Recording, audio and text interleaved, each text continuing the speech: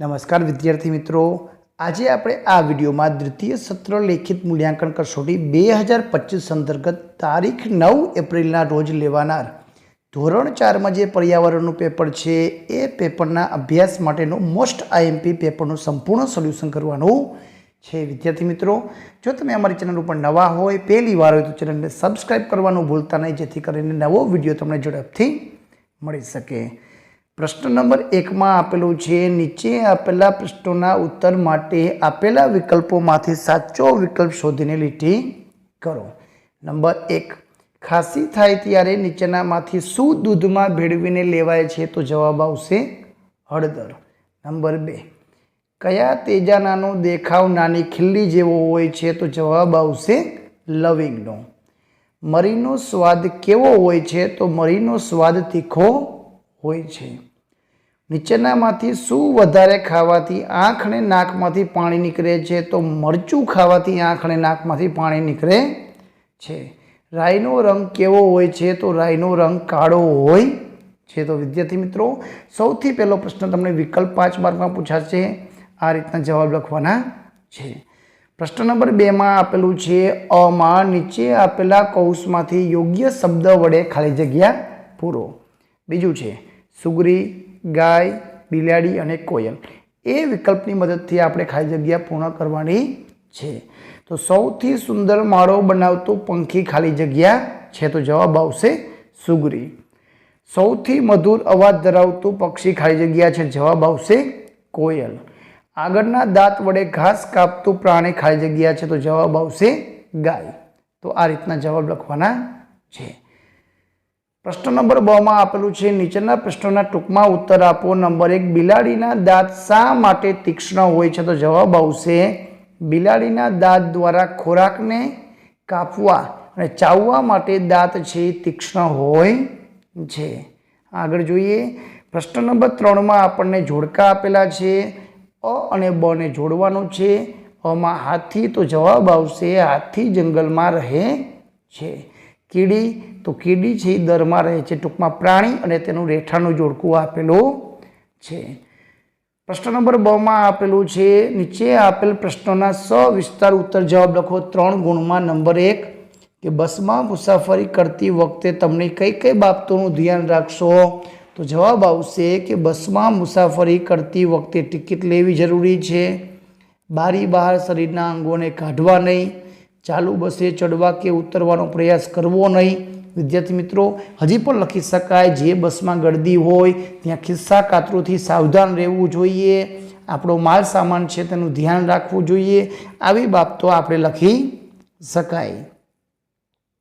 પ્રશ્ન નંબર 4 આપેલું છે, નીચે આપેલા વિધાનો ખરા છે કે ખોટા તે જણાવવાના છે. પેલું, ખેતી કામમાં ઓજારોની જરૂર પડતી નથી. તો ખોટું, જરૂર પડે છે. નંબર 2, બીજ વાવતા પહેલાં જમીન પોચી કરવામાં આવે છે. તો હા, જમીનને ખેડવામાં આવે છે. પાટણના પટોળા વખણાય છે. તો જવાબ આવશે સાચું.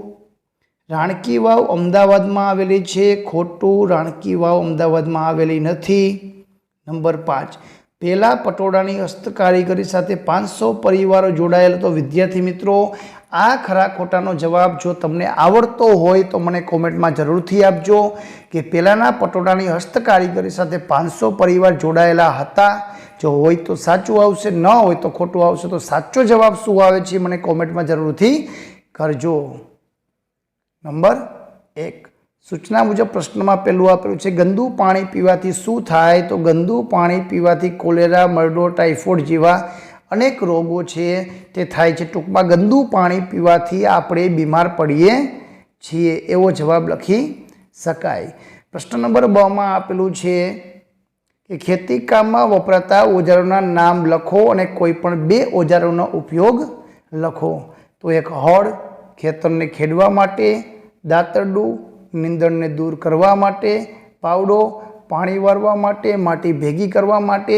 બીજા ઓજારો વિદ્યાર્થી મિત્રો પણ તમે આના સિવાયના લખી શકો છો. આપણે કોઈ પણ 2 ઓજારના નામ અને તેનો ઉપયોગ અહીં માત્ર લખવાનો છે.